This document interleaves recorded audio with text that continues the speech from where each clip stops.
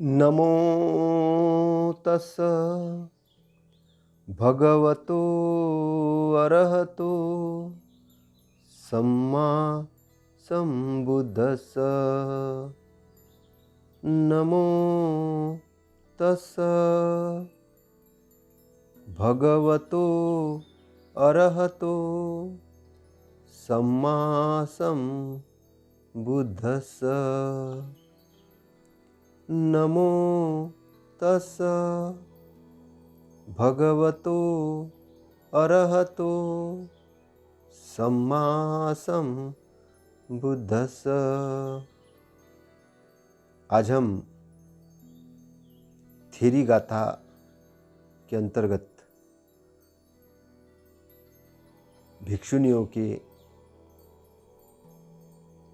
अपने अनुभव, उनके उद्गार, तथागत का मार्गदर्शन आदि विषय पर बातचीत करने वाले हैं। आपसे मेरा नम्र निवेदन है कि आप कृपया शांतिपूर्वक सुनने का प्रयत्न करेंगे, ऐसी मैं आपसे आशा करता हूँ।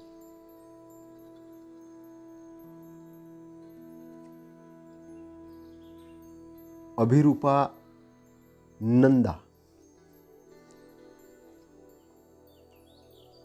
अभिरूपा नंदा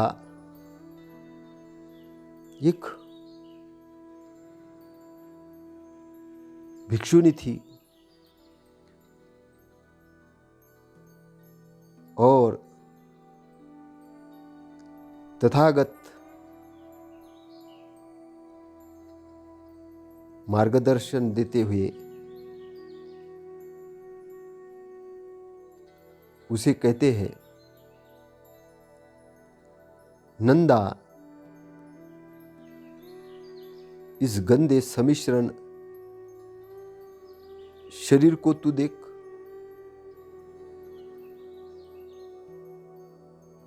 अशुचि, दुर्गंध युक्त और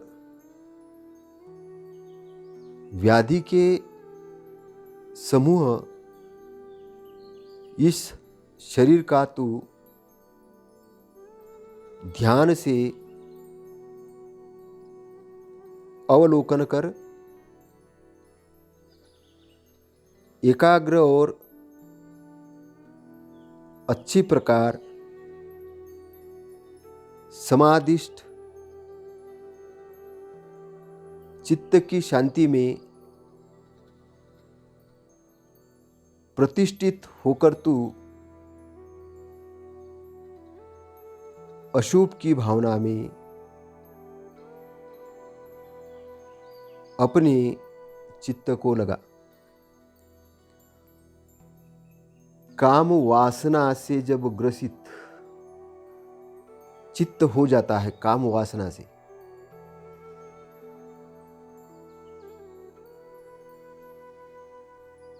तो चित्त वासना के बंधन में पड़ जाता है।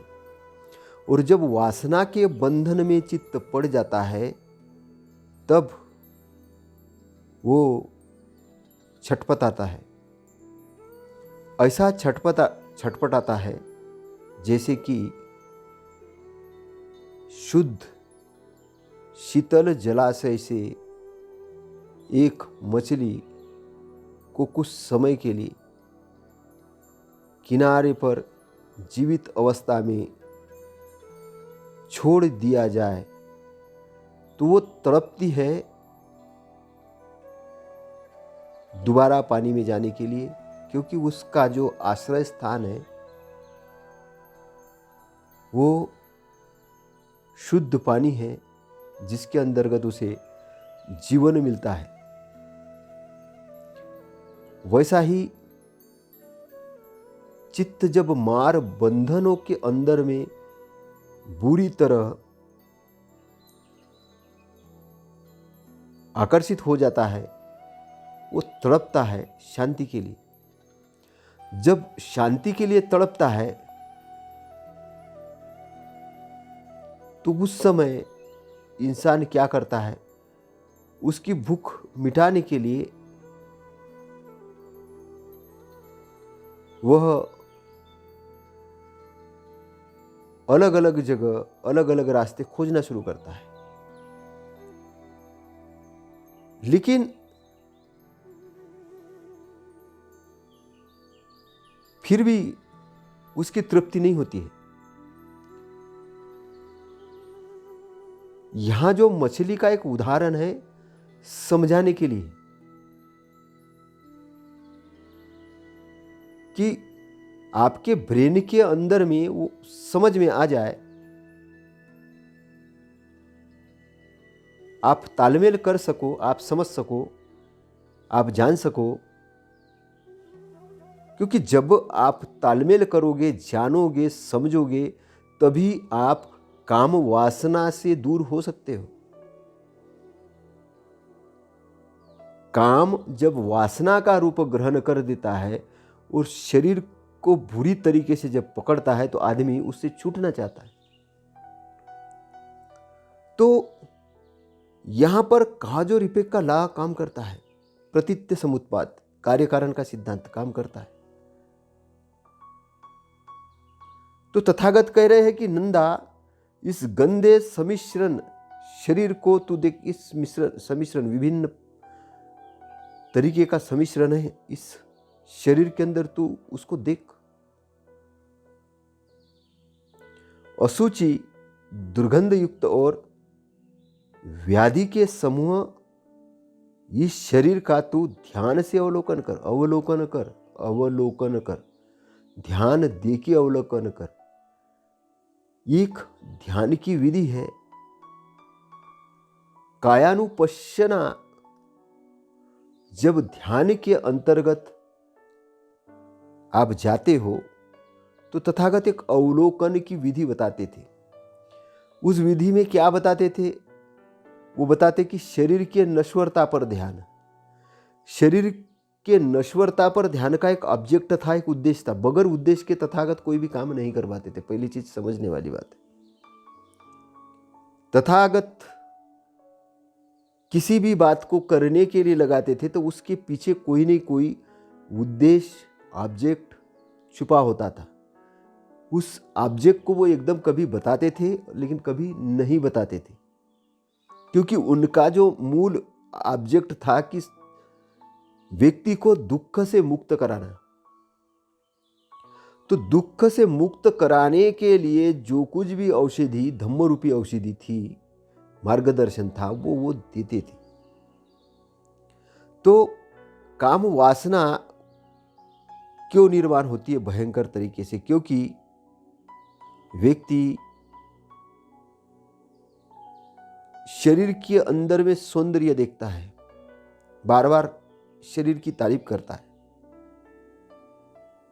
और तारीफ करके उसके अंदर राग उत्पन्न हो जाता शरीर के प्रति।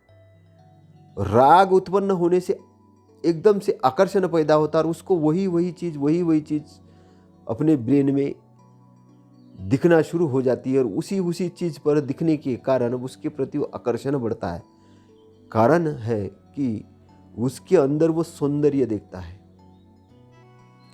किसी सुंदर सी लड़की को जब देखा जाता है तो बड़ा उसकी सुंदरता की वो खुद तारीफ करती है। वो सुंदरता से मोहित हो जाती है। फिर सामने वाला कोई आके उसके शरीर की सुंदरता की तारीफ करता है, वो भी उसको देखता है। ज्ञानी व्यक्ति का देखने का नजरिया और सामान्य व्यक्ति का नजरिया दोनों में अंतर होगा। सामान्य व्यक्ति उसको देखेगा उपभोग के हिसाब से देखेगा और ज्ञानी व्यक्ति देखेगा उसके चेतना के हिसाब से देखेगा। दृष्टिकोणों में अंतर है।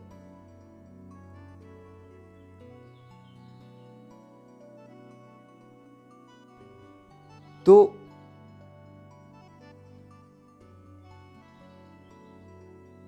सामान्य आदमी उसको उपभोग करने के बारे में सोचेगा और ज्ञानी आदमी उसकी चेतना को देखेगा।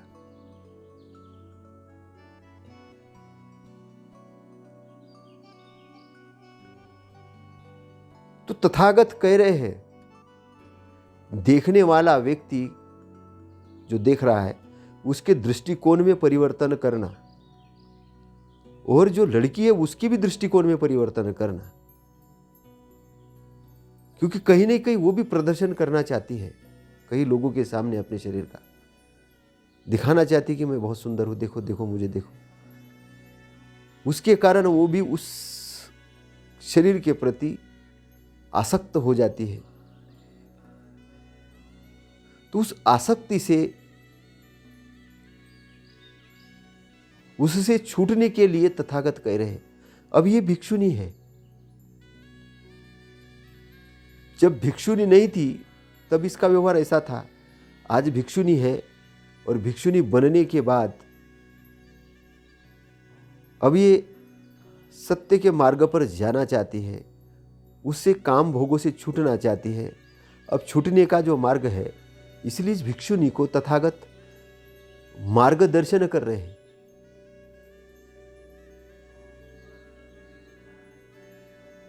और ये ऐसा नहीं है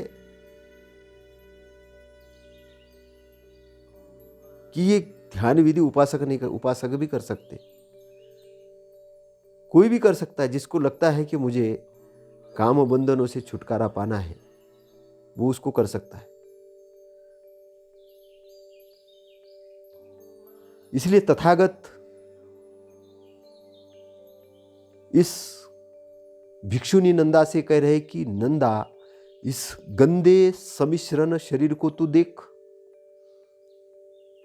अशुचि, दुर्गंधमय और व्याधि के समूह इस शरीर का तू ध्यान से अवलोकन कर। ध्यान से अवलोकन कर, अवलोकन करने के लिए बोल रहे होश की अवस्था में।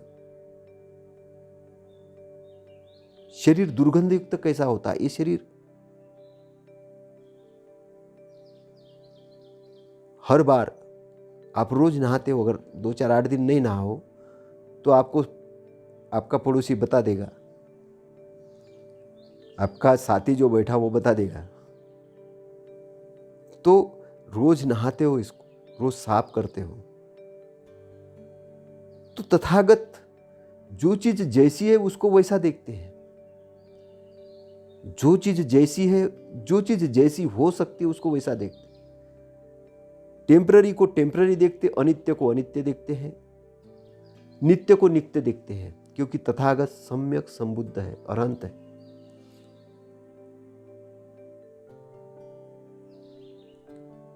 उस अनंत पद को, उस सम्यक संबुद्ध के स्थान को प्राप्त करके वो वहां से बोलते हैं।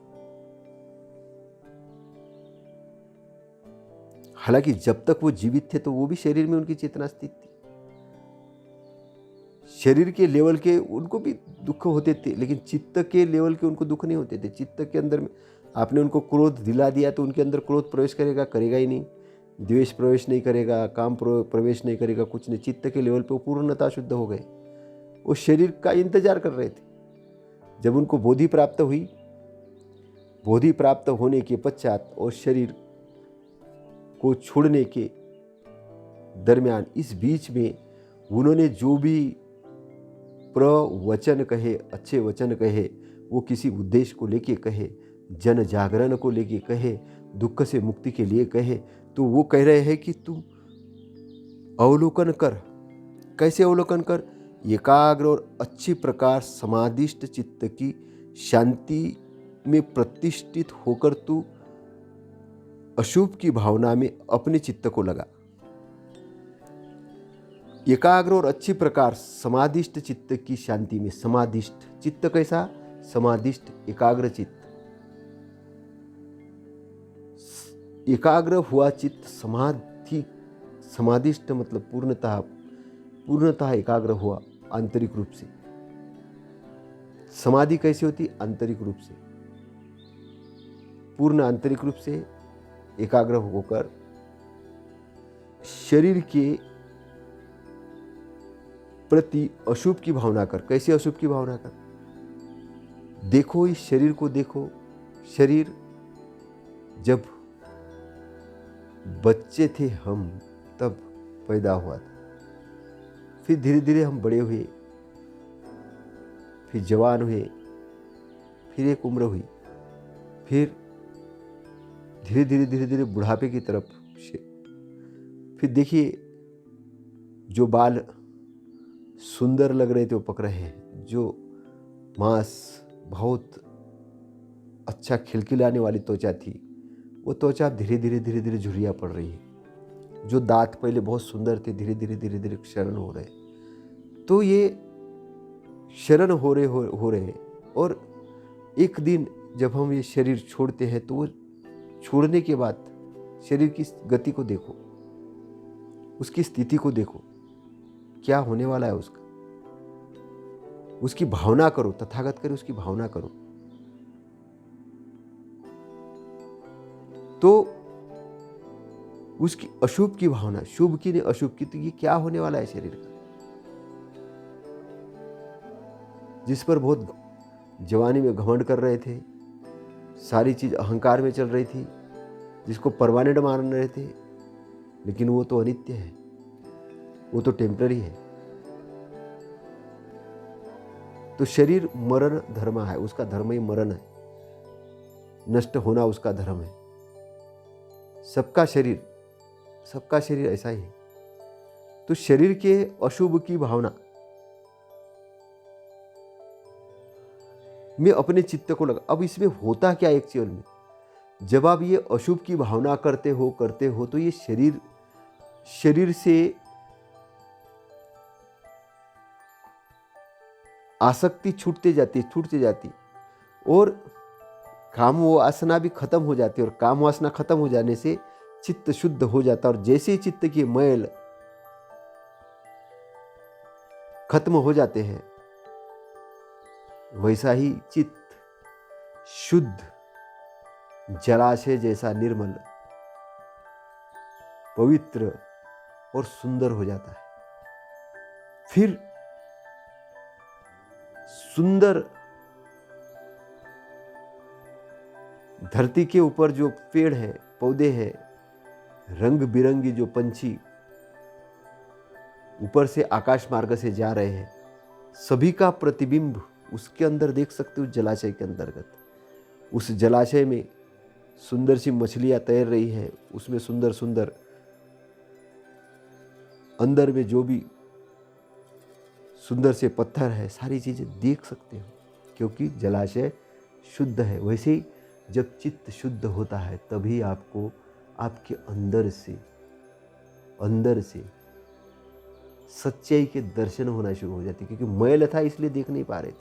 सच्चाई आपके अंदर है, इसलिए तथागत कहते अप दीप भव अत दीप भव अत। अपने संरक्षण आप ही हो, आपका दीपक प्रकाश आप ही के अंदर में है, आपका संरक्षण स्थान आपके अंदर, आपका द्वीप आपके अंदर, आपका संरक्षण स्थान द्वीप मतलब संरक्षण स्थान आप ही के अंदर है। कब पता चलेगा? जब वो चित्त शुद्ध होगा तब। नहीं तो मार बंधन में पड़ा हुआ चित्त, अब चित्त ही मैल युक्त है तो कहीं भी जा रहा है, चित्त कहीं भी जा रहा है। अब चित्त कहीं भी जा रहा है तो उसके साथ साथ में सारा फिर प्रपंच भी उसके साथ ही जा रहा है। क्या है? उधर ही मन चला गया, उधर ही इंद्रिय चले गए, वही चीज़ आप जान रहे हो जिधर चित्त गया, वही चीज़ को आप समझ रहे हो, उसी चीज़ को आप सब कुछ प्रपंच उसी के साथ। अगर मैल युक्त चित्त है, चित्त मतलब चेतना है, चेतना का ही रूप चित्त है, मैल युक्त चेतना है तो सारा का सारा प्रपंच उधर गया तो सारे निगेटिव दृष्टिकोण से निगेटिव चीज उत्पन्न होगी। लेकिन चित्त शुद्ध जैसे जैसे शुद्ध होगा तो दृष्टिकोण पॉजिटिव होगा, तो क्या होगा? सकारात्मक दृष्टिकोण होगा, तो सकारात्मक दृष्टिकोण से सकारात्मक चीजें निर्माण होगी। तो बेसिक चीज कहाँ से है? इंटर कहाँ से? ये क्यों अशुभ की भावना किस लिए करनी है? कि तथागत आपके बड़े दुश्मन है, ऐसा नहीं है। वो अशुभ की भावना इसलिए है कि आपका चित्त अच्छाई के अंदर पहले से ही स्थित है, तो अच्छाई के अंदर स्थित है, उसका बेस ही अच्छाई है, उसका बेस ही अच्छाई है, लेकिन उस अच्छाई के दर्शन करना इंपॉर्टेंट है। मयलयुक्त चित्त है तो आपको दर्शन ही नहीं हो रहे, तो आप जान ही नहीं रहे, तो आप गुलामी में रहोगे, मार बंधनों के, मार के गुलामी में रहोगे। मार के गुलामी में शारीरिक रूप से तो दुखी रहोगे, चित्त के लेवल पे भी दुखी रहोगे। तो मार के गुलामी से छूटने के लिए, मार बंधनों से छूटने के लिए, अशुभ की भावना करने के लिए तथागत कह रहे कि आप अच्छाई में स्थित होकर अपनी भी भलाई करो, दूसरे की भी भलाई करो, और अनित्य को अनित्य जानो, नित्य को नित्य जानो। अनित्य के दर्शन करने के लिए तथागत अशुभ की भावना करने के लिए कह रहे हैं। नंदा तू उस ध्यान का अभ्यास कर, नंदा तू उस ध्यान का अभ्यास कर जहाँ निमित्त अनित्य दुख अनात्म नहीं है, जहाँ पर अनित्य दुख अनात्म नहीं है, अहंकार रूपी चित्त के अंतशायी मल को तू त्याग दे। अहम भाव के सम्यक दमन करने पर तू शांत और निर्मल चित्त होकर विचरण करेगी। नंदा तू ध्यान का अभ्यास कर, ध्यान का तू अभ्यास कर जहां निमित्त नहीं है, निमित्त यानी अनित्य नहीं है, दुख नहीं और अनात्म नहीं है, जहां अनित्य दुख और अनात्म नहीं है, उस ध्यान का अभ्यास कर। वो कब कर सकती तू? अहंकार रूपी चित्त के अंतशायी मल को तू त्याग दे, मल को त्याग दे। कौन सी? अहंकार। अब जब शरीर की अनित्यता का पता चल गया, शरीर नश्वर है ये पता चल गया, शरीर की गति क्या होने वाली है पता चल गया, तो अहंकार क्या हो जाएगा? त्यागना पड़ेगा? नहीं, वो त्याग ही देगा आदमी, त्यागना पड़ेगा नहीं, त्याग ही देगा। अब शरीर के किस चीज के, किस पार्ट पे अहंकार करोगे, किस पार्ट पे गर्व करोगे?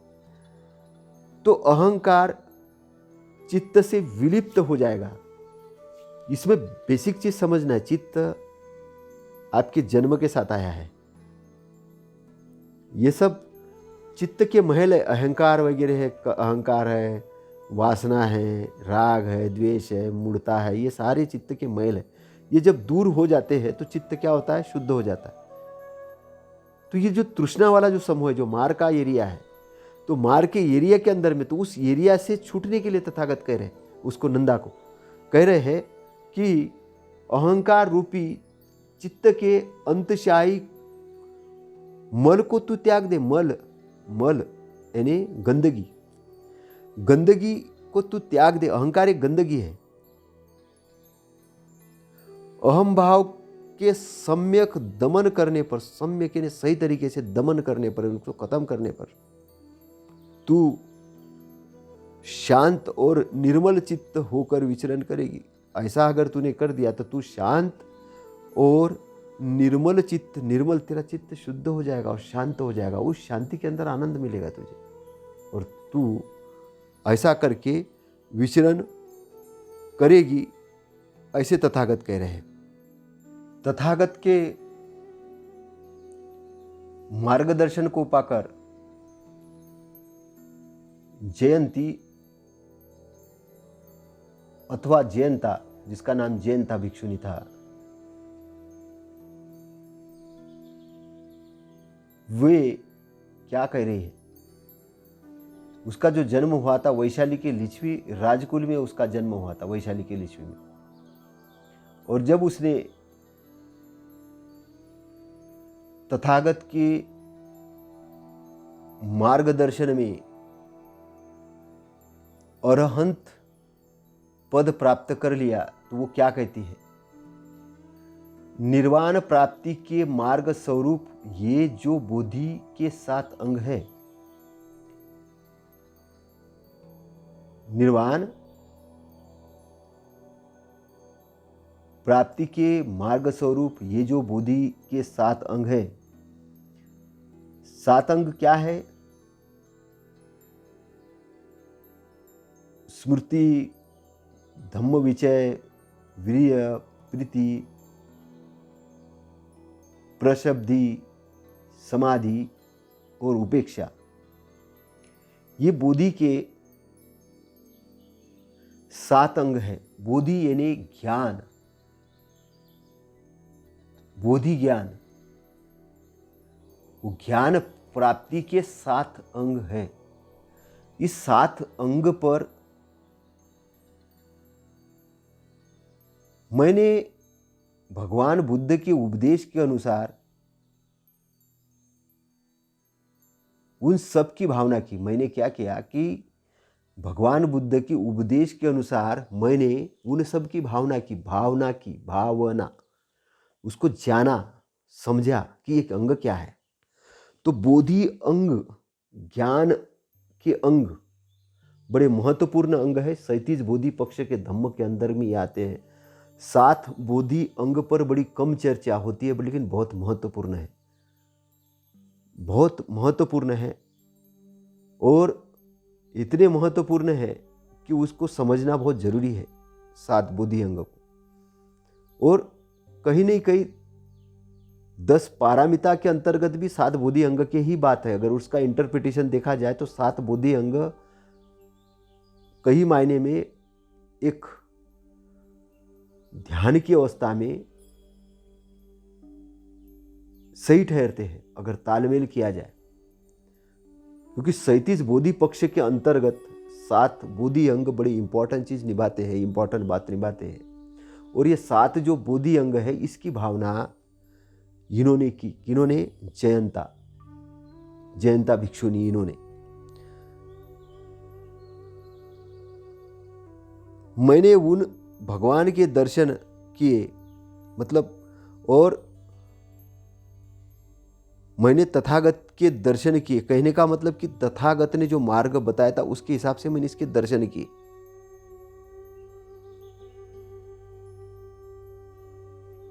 मुझे अनुभव हुआ कि ये मेरा अंतिम शरीर है। मुझे अनुभव हुआ कि ये मेरा अंतिम शरीर है, आवागमन नष्ट हो गया है, अब मेरा पुनर्जन्म नहीं होना है, अब पुनर्जन्म नहीं होना है। बोधि अंग की भावना करके इस भिक्षुनी ने अपने अंदर के जो भव बंधन थे उसको काट दिया।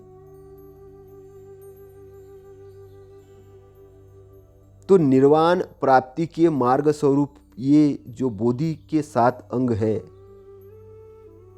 भगवान बुद्ध के उपदेश के अनुसार मैंने उन सब की भावना की, उपदेश दिया था तथागत ने, मैंने उसकी भावना की। मैंने तथागत का उपदेश को जाना, उसकी भावना की।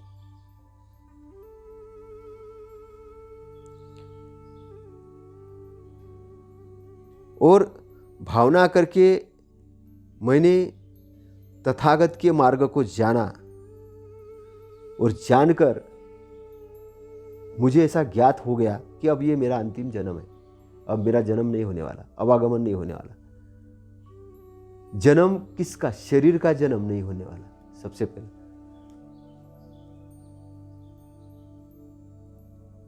जिन्होंने अपने शरीर को ही सब कुछ मान लिया है, जिनको निब्बान के एरिया में और निब्बान के एरिया के संबंध में ना श्रद्धा है, ना जानकारी है, ना तथागत के वचनों को जिन्होंने इस ढंग से पढ़ा है, ना समझा है, तो वो केवल यही बताते हैं कि हम शरीर की बीमारी दूर करने के लिए ध्यान कर रहे हैं, बीमारी दूर करने के लिए फोकस उनका बीमारी पे रहता है। तो आदमी बीमारी को ठीक करने के लिए, लेकिन होता बीमार हो, क्योंकि जिधर फोकस करोगे वो चीज बहुत जल्दी मिलेगी। तथागत की ध्यान विधि में बीमारी नहीं है, तथागत की ध्यान विधि में स्वास्थ्य है। ध्यान को समझना, ध्यान को समझना। निब्बान एक ऐसा एरिया है जब इंसान दुख रूपी आवागमन से जब छूट जाता है, दुख रूपी आवागमन से जब इंसान छूट जाता है तो निब्बान के एरिया में स्थापित हो जाता है उसका चित्त। निब्बान को वो समझना शुरू करता है। उसको मालूम है कि अभी इधर ये जो भवबंधन है, ये जो भव चक्र, इसको मैंने खत्म कर दिया है, अभी आवागमन है ही नहीं। क्योंकि वो जो बीज था, जो बार बार दुख का उत्पन्न करने वाला बीज था, वो खत्म हो गया अंदर से। जो उसकी कड़ी थी, मार की जो बंधन की जो कड़ी थी, एक के बाद दूसरी चीज उत्पन्न हो रही थी, वो कड़ियों को समाप्त कर दिया। तो अब डायरेक्शन अलग हो गया। अरहंत का जीवन अलग जीवन होगा, सामान्य व्यक्ति का अलग जीवन होगा। अरहंत का दृष्टिकोण अलग होगा, सामान्य का दृष्टिकोण अलग होगा। ऐसा समझ लीजिए कि एक सामान्य आदमी शरीर छोड़ते समय बड़ा दुखमय शरीर छोड़ेगा, उसको डर रहेगा मेरी गति होगी कि सदगति होगी, क्या होगा मेरा शरीर जाने के बाद। लेकिन अरहंत है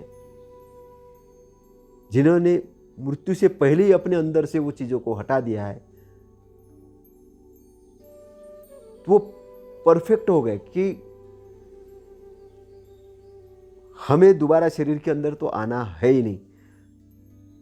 तो जब परफेक्शन मिल गया, पूर्णता ज्ञान मिल गया, तो आंतरिक रूप से शांति आ गई। जो करना था वो कर लिया, अपने पूरे भार को उतार लिया। जो चिंता कर रही थी, जो चीजें, वो खत्म हो गई, अब स्वतंत्र हो चुके हैं।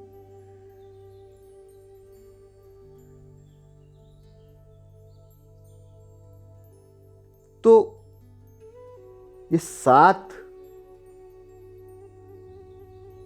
संबोधंग एक्चुअल क्या चीज है? 7 संबोधंग क्या चीज है? ये बड़ी महत्वपूर्ण चीज है।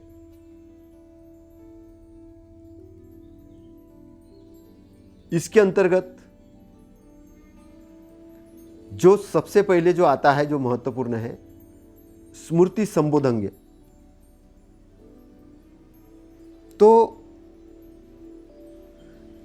बोधि अंग, इनको इन बोधि अंग भी कहते। तो बोधि अंग उत्पन्न कैसे होते? सबसे पहले ये चीज है, सकारात्मक विचार करने से। सकारात्मक विचार करने से ही बोधि अंग उत्पन्न होते हैं। तो इसका जो प्रथम जो स्मृति संबोधंग, तो स्मृति क्या है? स्मृति पर हम बहुत बार बात कर चुके हैं। स्मृति यानी अवेयरनेस। ध्यान क्यों किया जाता है? अवेयरनेस के लिए किया जाता है। और स्मृति एक ऐसी चीज है कि सपोज मान के चलिए कि भोपाल का बड़ा तालाब, उसकी चारों तरफ की जो एरियाज है, उसमें बारिश का पानी आता है। क्यों आता है? उसके तरफ ढलान होने के कारण। ढलान होने के कारण वो भरता है। ऐसा ही स्मृति होने के कारण ही जितने भी अच्छे कुशल धम्म हैं आपके अंदर आना चालू हो जाते हैं। अच्छे कुशल धर्म आपके अंदर आना शुरू हो जाते हैं और अकुशलता से आपका छुटकारा होना शुरू हो जाता है। जो अच्छी बातें हैं आप ग्रहण करते हो, बुरी बातों को छोड़ते हो स्मृति के कारण, होश के कारण। होश की अवस्था में आपके साथ गलत नहीं हो सकता, ना आप किसी का गलत कर सकते हो। बेहोशी की अवस्था में होता है। इसलिए स्मृति एक बहुत बड़ा बोधि अंग है। स्मृति को बल भी कहा जाता है। स्मृति बल, ताकत है स्मृति। क्योंकि होश की अवस्था में आप, अगर क्रोध आया तो देख लोगे क्रोध को, क्योंकि होश की अवस्था में। लेकिन क्रोध ने आपके ऊपर कब्जा किया तो आप बेहोश हो जाओगे, तभी गड़बड़ी होगी, समझ लेना। होश इतना इंपॉर्टेंट चीज है।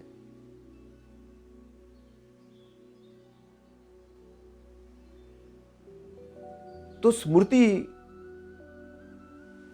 के अंतर्गत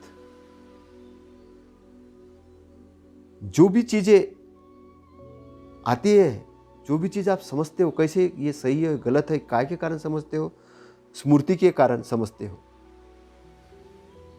तो स्मृति कैसे उत्पन्न होती है? मन से उत्पन्न होती है। स्मृति भावना से भी उत्पन्न होती है। वो स्मृति गुरुजनों द्वारा उत्पन्न होती है, लेकिन बाहरी स्मृति है। एक आंतरिक स्मृति, एक बाहरी स्मृति। बाहरी स्मृति, आपको कोई चीज सीखनी है तो गुरुजनों के द्वारा सीखनी होती है, उसके लिए बाहरी स्मृति बोलेंगे उसको। लेकिन आंतरिक स्मृति आपकी अपनी स्मृति होती है, अवेयरनेस की स्मृति होती है। यहां जो हम बात कर रहे हैं आंतरिक स्मृति के बारे में बात कर रहे हैं। तो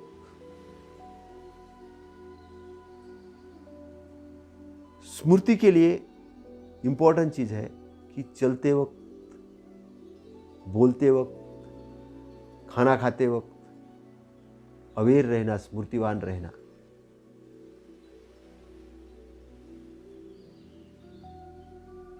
ध्यान करते वक्त अवेयर रहना, स्मृतिवान रहना। स्मृति एक बहुत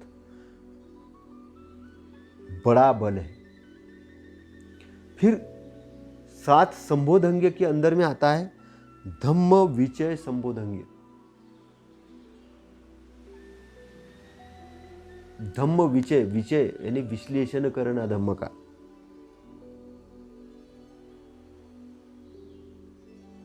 आपके पास तो क्या है धम्म विचय संबोधन, विश्लेषण? तो एक चीज कि धम्म का उपयोग कैसे करना है, धम्म का उपयोग कैसे करना है, कहाँ करना है, कहाँ नहीं करना है। स्मृति के कारण तो आपको जानकारी तो हो गई, लेकिन उसका उपयोग करना, उसका उपयोग करना, स्मृति का उपयोग करना धम्म विचय संबोधन के अंतर्गत है। तो मनन चिंतन करके, विश्लेषण करके उसको आप ग्रहण करोगे, किसको? सही को ग्रहण करोगे। तो विचय यानी विश्लेषण करके, विश्लेषण जो करने लगे, स्मृति में जानकारी हो गई, विश्लेषण करके जो सही है उसको ग्रहण करना। जैसे कि कार के बारे में कहीं जाना है तो कार में बैठ गए, बैठने के बाद में क्या करोगे? कार की चाबी घुमाओगे और कहाँ डेस्टिनेशन पे जाना है तो एक्सीलेटर देके शुरू कर दोगे। तो धम्म विचय का मतलब ही वही है कि आपको सही डायरेक्शन में जाने के लिए विश्लेषण करना। और जब सही डायरेक्शन में जाने के लिए विश्लेषण करोगे तो सही रास्ते पे निकल पड़ोगे। वही धम्म विचय का है। धम्म बहुत सारा है, उसमें से सही डायरेक्शन में जाना, और बाकी सारे के सारे फिर बोधि अंग है उसके पीछे चलते हैं। धम्म विचय संबोधंग की विश्लेषण करने के बाद जब आपने पता कर लिया कि ऐसा करना है तो कर लिया। तो ये भिक्षुनी जो है, इसने क्या किया? इसने तथागत के मार्गदर्शन को ग्रहण किया। तथागत ने जो बोधि अंग बताए थे उस बोधि अंग को समझा और दुख मुक्ति के मार्ग पर वो निकल पड़ी। तो निकल पड़ने से क्या हुआ? उसने अपने दुख को नष्ट कर लिया। दुख को नष्ट कर लिया तो उसको पता चल गया कि मेरा आवागमन नष्ट हो गया, अब मेरा पुनर्जन्म नहीं है। ये उसने जान लिया, वो उसने देख लिया, उसने समझ लिया।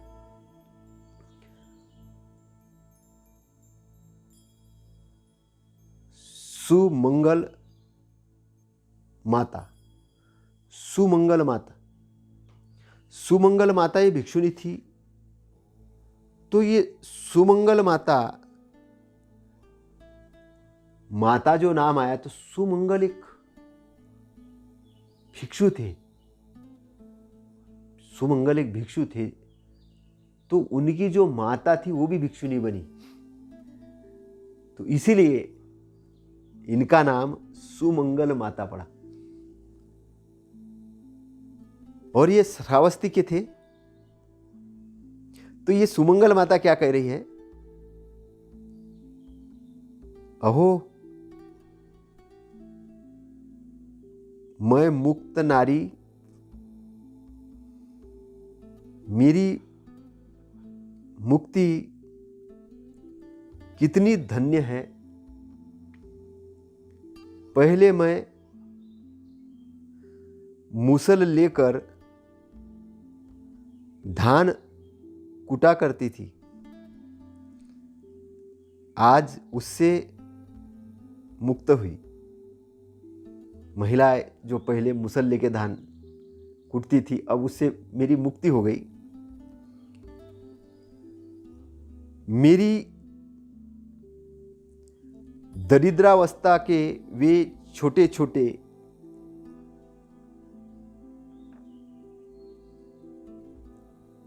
खाना पकाने के बर्तन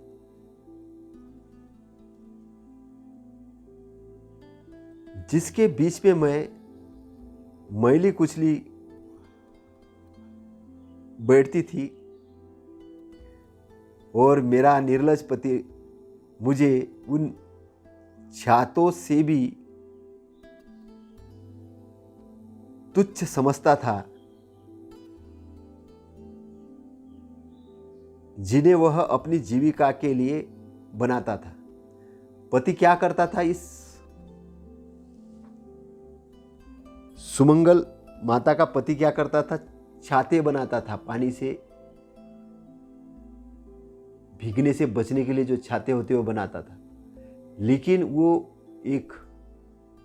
उस छातों से भी मुझको तुच्छ समझता था। मतलब मेरी कोई वैल्यू नहीं थी।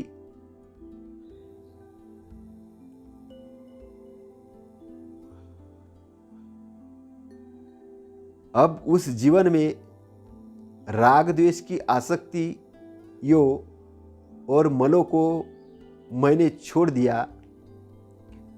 मैं आज वृक्ष मूलों में ध्यान करती हुई जीवन यापन करती हूं।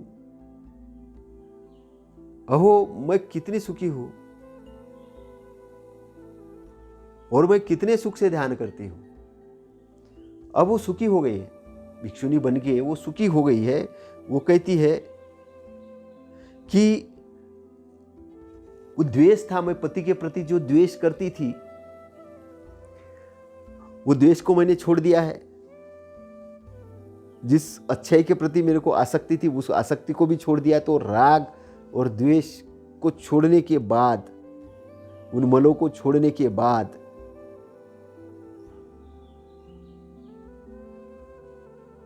जो वृक्षों की जो जड़ें होती है, ठंडक वाली स्थान होते थे, वहां बैठकर ध्यान करती हूं और जीवन यापन भी करती हूं। मतलब भिक्षाटन भी करती है, ध्यान भी करती है और मैं सुखी हो गई हूं। अब मेरे को वो सब पति के ताने वाने सब गायब हो गए मेरे। अब मैं भिक्षुनी बन गई हूं, मैं सुखी हो गई हूं, ध्यान करती हूं, अपना अच्छे से जीवन यापन करती हूं।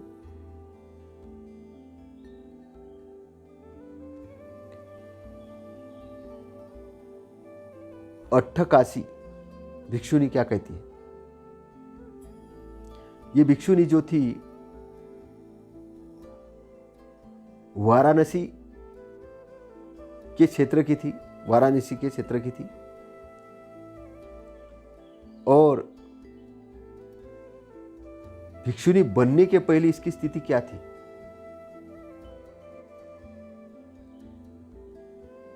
यह अपने बारे में कहती है, जितनी समस्त काशी राज्य की एक दिन की आय है, उतना ही विपुल मेरा एक रात का शुल्क था। उतना ही मूल्य, उसे कम नहीं। निगम के द्वारा मेरी एक रात की सेवाओं के लिए पारिश्रमिक स्वरूप निश्चित था।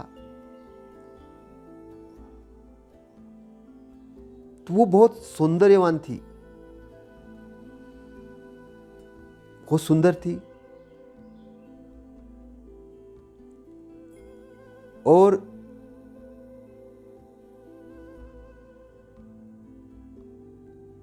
उसको पाने के लिए, उसके शरीर को पाने के लिए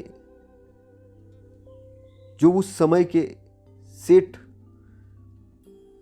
बड़े बड़े लोग जो बोली लगाते थे उसकी एक रात के लिए,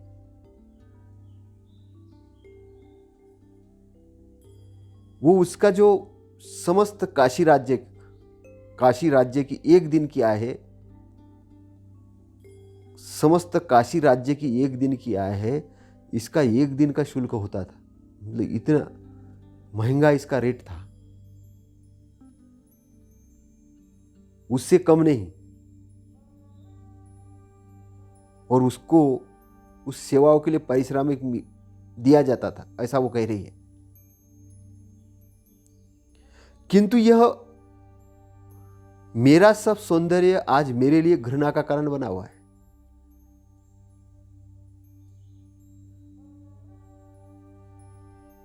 ग्लानि पैदा करने वाला हुआ। मैं उसके मोह से मुक्त होकर अब विरक्त हो गई हूं। मृत्यु और पुनर्जन्म के चक्कर में मुझे अब घूमना नहीं है। मैंने तीनों विद्याओं का साक्षात्कार कर लिया है।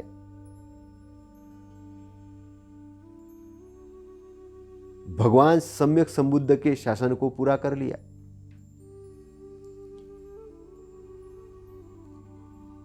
ये बहुत पैसे से श्रीमंत रही होगी, बहुत सुंदर रही होगी,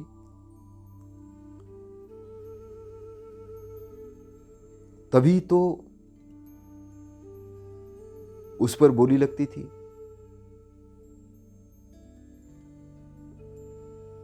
लेकिन तथागत का उपदेश जानने को उसको मिला और उसके अंदर से भावना जगी कि मुझे ये इस प्रकार का जीवन छोड़ना है, अब मुझे भिक्षुनी बनना है। क्योंकि जिसको वो ऐश्वर्य और सौंदर्य और सब कुछ समझ रही थी, तो तथागत का उपदेश सुनते सुनते उसको लगा कि ये तो अनित्य है। जिस कीचड़ के अंदर में मैं सौंदर्य देख रही थी वहां तो कुछ नहीं है, असली तो ये धम्म के मार्ग पर है। तो उसने वो जीवन को छोड़ दिया।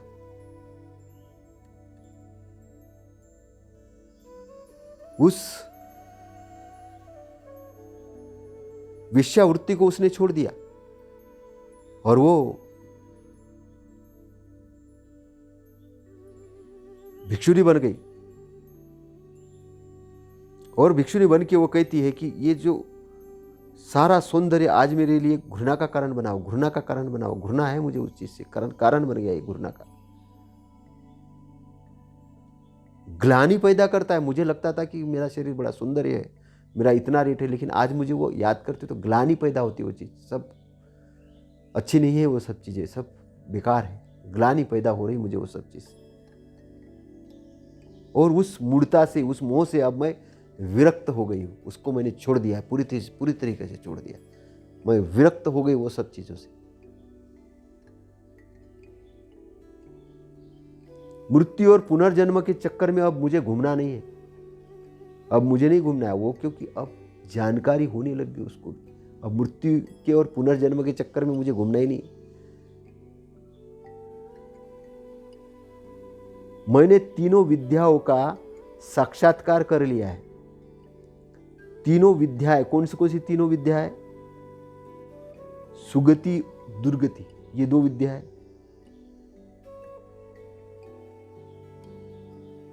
सुगति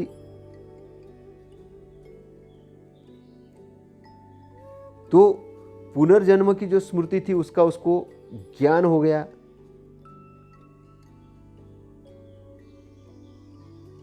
सुगति दुर्गति का उसको ज्ञान हो गया।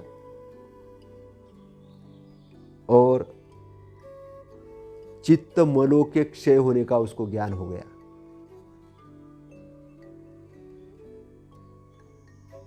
स्मृति आने के कारण, पुनर्जन्म की स्मृति, पुनर्जन्म, पूर्वजन्म नहीं, पूर्वजन्म ने पुनर्जन्म, पुनर्जन्म, पूर्वजन्म। पूर्वजन्म यानी जन्मने के पहले की बात नहीं, यहाँ पर तथागत का मतलब वाक्य पूर्वजन्म, कैसा जन्म हुआ, मेरा जन्म क्यों हुआ, उसकी उसको जानकारी हो गई। जन्म क्यों होता है ये उसको जानकारी हुई, क्योंकि जन्म है तो ही मृत्यु है। शरीर का जन्म ही नहीं होगा तो मृत्यु नहीं होगी, समझना।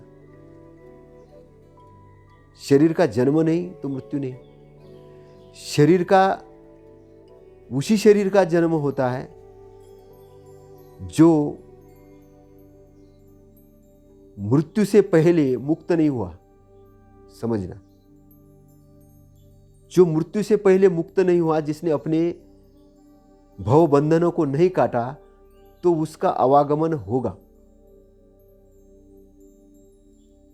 तो उसने उस बंधनों को काट दिया, उसको समझ लिया उसने। कैसे काटा? चित्त के मलों का ज्ञान होने के कारण काटा। चित्त के मल का उसको ज्ञान हो गया कि ये चित्त के मल है, मार के बंधन से उसकी मुक्ति हो गई। और जब उसको बोधि प्राप्त हुई, ज्ञान प्राप्त हुआ, तो उसने सुगति दुर्गति को जान लिया। ये सुगति है और ये दुर्गति है, दोनों का उसको तालमेल हो गया, उसकी जानकारी हो गई। तो उसको लग गया कि ये जो मैं जिस मार्ग में पहले थी, तो ये तो दुर्गति का मार्ग है, क्योंकि शरीर तो अनित्य है। जो मैं कुछ कर रही थी, मेरी आय तो बहुत थी उससे, काशी नगर के लोगों की जितनी एक दिन की आय थी उससे ज्यादा मेरा रेट था, लेकिन फिर भी मैं जो कार्य कर रही थी वो सही नहीं था, वो दुर्गति वाला कार्य था, उसमें सदगति नहीं हो सकती थी मेरी। लेकिन तथागत की उपदेश से मैं धन्य हो गई हूं। अब मैंने वो सब गलत कामों को छोड़ दिया, भिक्षुनी बन गई हूं। और भिक्षुनी बन के तीनों विद्याओं का साक्षात्कार कर लिया है। तीनों विद्या कौन सी? एक पुनर्जन्म के बारे में उसको जानकारी हो गई, सुगति दुर्गति के बारे में उसको जानकारी हो गई, और चित्त के मैल को उसने शुद्ध किया, चित्त के बारे में उसको जानकारी हो गई, चित्त के आश्रव क्षय करने के बारे में उसको जानकारी हो गई। तीनों विद्याओं का उसने साक्षात्कार कर लिया, और साक्षात्कार करके बुद्ध शासन को पूरा कर लिया। बुद्ध ने जो शासन, शास्ता ने जो बताया था कि इसलिए तुम्हें ये करना है, इसलिए तुम्हें ये करना है, तो वो मैंने कर लिया। तो अब मेरा दुख रूपी शरीर में पुनर्जन्म नहीं है, उसको ज्ञात हो गया। उसकी गति सदगति और दुर्गति का ज्ञात हो गया, उसकी गति सदगति हो गई, ये भी उसको ज्ञात हो गया। सदगति के ज्ञात होने के कारण वो आश्वस्त हो गई कि उसकी मुक्ति हो गई है। तो तथागत का जो धम्म है और जो वचन है, इन भिक्षुनियों ने बहुत अच्छे से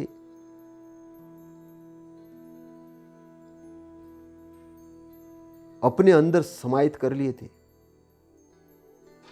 और उस मार्ग पर जाकर उन्होंने अपनी मुक्ति ही नहीं की, बल्कि समाज को एक संदेश देने का कार्य किया।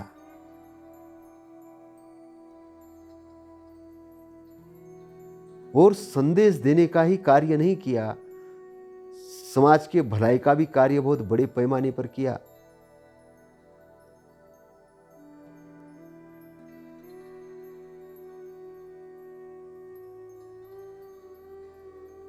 आज इतना ही।